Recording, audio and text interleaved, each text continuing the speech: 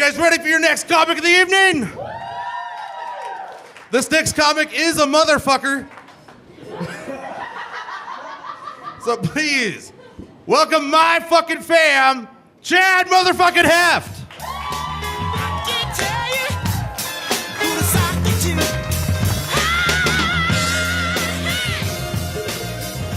That's always good to have in your intro for a tape, is the F word. Right? Keep it going for the cat that dressed up like a gangster member berry. Come on, let him hear it. He actually looks like the world's cuddliest pit boss, you know? Is there a problem at the table? This guy right here. Come on, sir, let's hug it out. Like that would be his answer.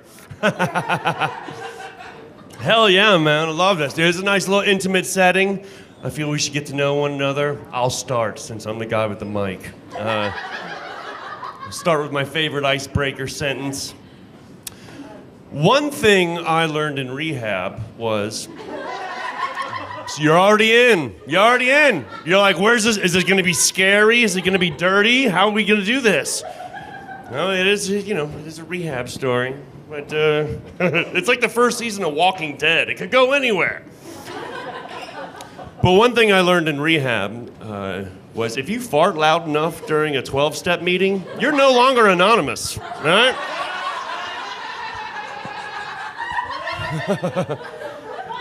Turns into like the exact opposite of Cheers, you know? Like no one's drinking. You want to go where everyone knows your name, or nobody knows your name, but they do. They do. And you're not greeted warmingly like Norm from Cheers. You're greeted like Newman from Seinfeld, you know? I love that icebreaker though, man, because it always leads to follow-up questions, doesn't it? It's like, you went to rehab? I'm like, yeah, for fun. Just fun. I had a lot of vacation hours, you know, not a lot of money. Couldn't go to somewhere exotic. I was like, why not go to exotic people? So that's what I did. Actually, when I tell people I went to rehab, I was like, you know, I got into comedy, you know, which is show business. Like, that's the official way they put it, show business. And I was like, you know what? You usually see people get famous, and then they mess up, they're in the papers, and then they have to go to rehab. I'm like, you know what? I'm gonna get rid of this first. I'm gonna get all my public embarrassments out of the way, go to rehab, and ever since 30, everything's been checked off that list except get famous. So, but now this show happened, and hello. I'm just kidding. I went to rehab because I was an idiot and the state said I had a drug problem. So, you know, it happens. One thing I did learn in rehab is I have to focus my energies, my creative energies. And one of the things I did was I'm going to start writing some S&M and foodie literature. Yeah. It's going to be called 50 Shades of 31 Flavors. Yeah. Chapter 1, Rum Raisin Butt Chug. Who's with me? I was really into her. Until her safe word was Rudy Tooty. She could have chose vanilla, and I would have been cool with that, right? I do, man. I got to focus my energies. I'm fantastic at wasting time. Like, I don't use Siri or Alexa or Google because all I would do is spend hours trying to get them to say dirty words. Like monkey punch or... Siri, I need a 4-letter word that rhymes with punt that's not runt. What do you got? What do you got? Alexa, I need a 6-letter word for African American that starts with N. It's like Negroes. And I'm like, I said African American, that's singular. You went plural. What do you got? Nubian. I'm like, fuck. That is a smartphone. All right. I mean, as much information as you can gather from those things are fantastic. Like, here's a fun fact I found out the other day. Do you know the majority of people who have truck nuts on their truck? That's where we're starting. You know, Trump fans, you know, low-hanging fruit, right? No pun intended. The majority of people who have truck nuts on their truck are freaked out by transsexuals. Isn't that weird? No, I think that girl has a penis. I'm like, dude, your truck has balls. And you named your truck Betsy. What's the deal? Get with this guy's. Would you just let her use the bathroom already, North Carolina? Jesus Christ. Ah, man. And by the way, I think there's only one good time to see truck nuts. There's the only acceptable time to see truck nuts. And that's when it's on a car or a truck that's like 40, 50 years old and the truck nuts are dragging on the ground behind it. That's it. Sure, it's awkward when you have the kids in the car. It's like, why are they doing that? I'm like, that's what happened when you get older.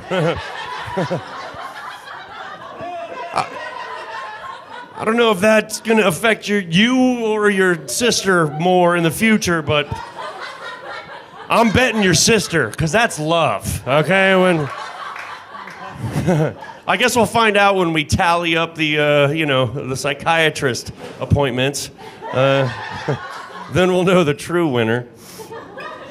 But I'll tell you what, it is a small world sometimes, and if it is, right now there's someone who has truck nuts on their truck that has to take their dog to the vet to get fixed tomorrow.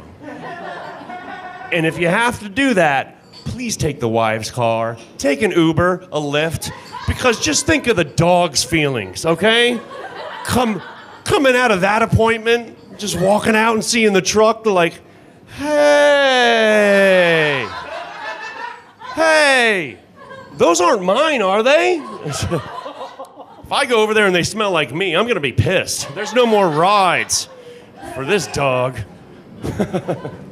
I know. I'm a big pet fan, man. I love all animals. And in fact, about a year and a half ago, as a 41-year-old guy, I got 2 kittens. Because apparently my midlife crisis is a crazy cat lady phase. Who knew, right? Who knew? Dude, I got 2 kittens, Layla and Dolly. Layla and Dolly Mae, little Hendrix, little Clapton, can't go wrong.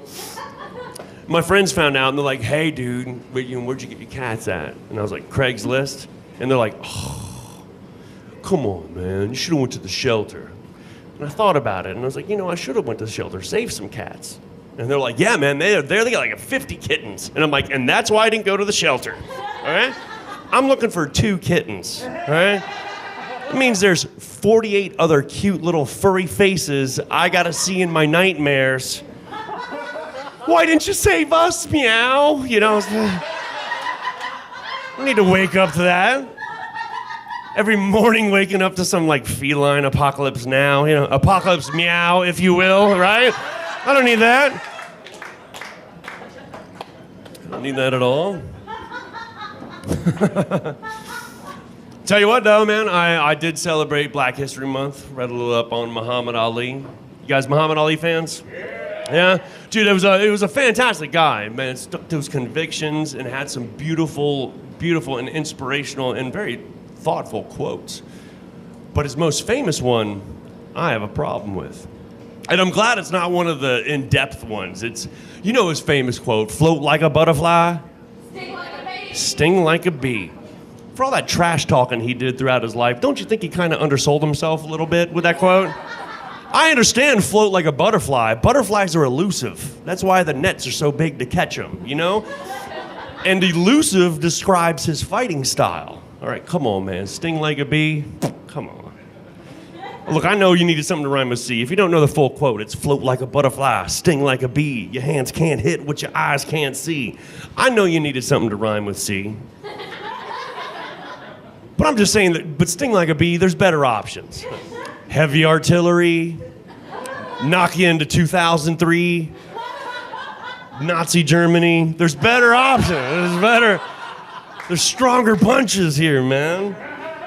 But then I thought about it and I was like, dude, did it really need to rhyme? He was the fucking champ. Who's gonna tell Muhammad Ali he's wrong? It didn't even need to rhyme. He could have been like, float like a butterfly, sting like a bee, hit you so hard your balls end up in Kenya.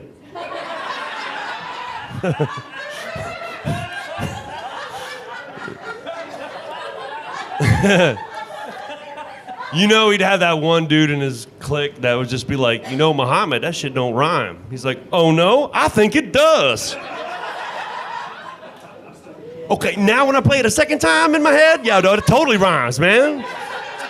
Put a beat behind that shit, man. You can have some sounds to get your ass kicked by Muhammad Ali. Yeah. Somehow Tupac and Big Ear on it. I'm buying it. I'm buying it. And lastly, I figure throwing a little dirty. Everybody else has. And I had an F word in my intro, so, don't you hate when you go to the search bar and type in the kind of porn you want to see, and then you hit enter, and that's when you realize you're on Groupon? You ever done that? You ever done that shit? Oh, yeah. Long story short, I got 2 extra tickets to a mother-stepdaughter unpurity ball tomorrow, if anybody wants to go. People always ask, like, dude, has porn gone too far? And I'm like, yes. We went too far as soon as they started making cartoon porn, okay? We went too far when you can look up a title called Yogi Bear Does the Berenstain Bears and Barely Legal, okay? We might have gone, not to be outdone though, the Gummy Bears do the Care Bears in Who's Sticky Now? That's good. Care Bears don't care. All right, folks, I'm Chad Heft. Y'all enjoy the rest of the show. Thanks, man. All right, motherfucking Chad, motherfucking Heft fucker. Sorry, I got a little excited, Chad. I didn't mean to motherfucker your intro. Oh, man, I love moms. That's the end of that sentiment.